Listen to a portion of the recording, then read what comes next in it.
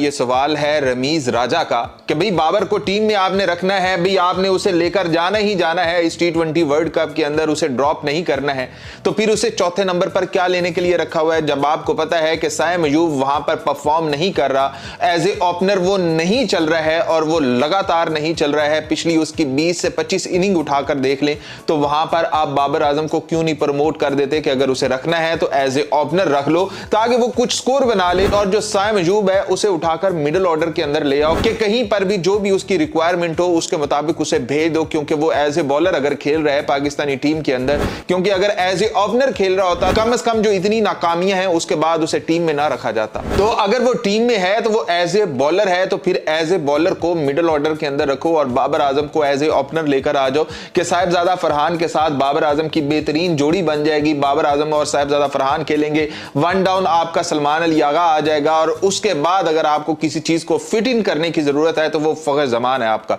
आप वहां पर फखर जमान करो और जो साइम अयूब है इसे उठाकर ऊपर ले जाओ, क्योंकि आपने एज ऑलराउंडर कितने खिलाने, मतलब आपने मोहम्मद नवाज को भी खिलाना है, आपने शादाब खान को भी खिलाना है, आपने फहीम अशरफ को भी खिलाना है, आपने साइम अयूब को भी खिलाना है, सिर्फ इसलिए कि ये बॉलिंग भी कर लेते। तो फिर बॉलिंग अगर करवानी है तो जहां पर नवाज खेल रहा है, शादाब खेल रहा है, जहां पर फहीम अशरफ खेल रहा है वहां पर इसे भी ले जाओ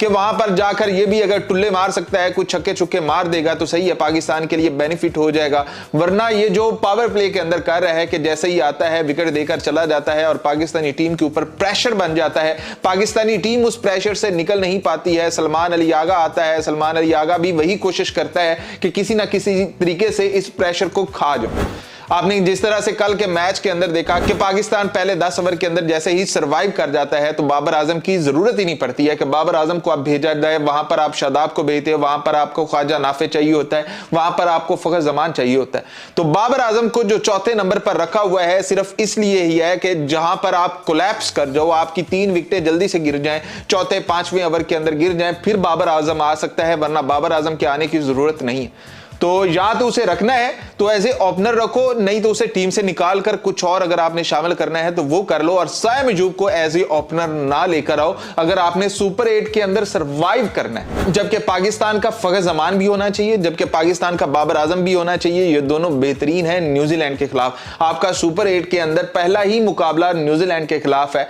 और जिस तरह की फॉर्म साइम अयूब की चल रही है, जिस तरह से वो खेलता हुआ आ रहा है, तो लग नहीं रहा है कि वो कुछ क्लिक कर पाएगा, क्योंकि हमने एशिया कप से लेकर अब तक देखा है कोई ऐसी परफॉर्मेंस नहीं आई है जहां पर पाकिस्तान को जरूरत हो और साइम अयूब परफॉर्म कर जाए।